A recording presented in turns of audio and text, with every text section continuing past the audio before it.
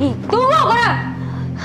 Aku tak akan biarkan semua orang yang pinjam aku akan dapat balasan lah! Dah Azra, cukup. Luqman, awak jaga sikit stok awak ni boleh tak? Jom.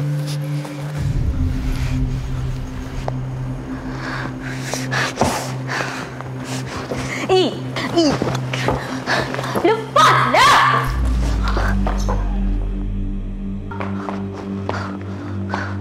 Tunggu korang!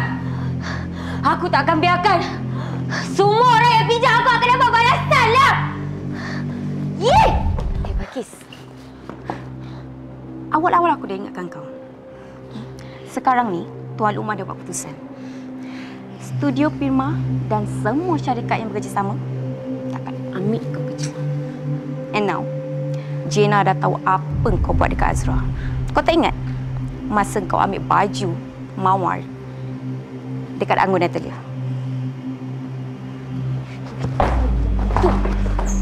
Lepaslah!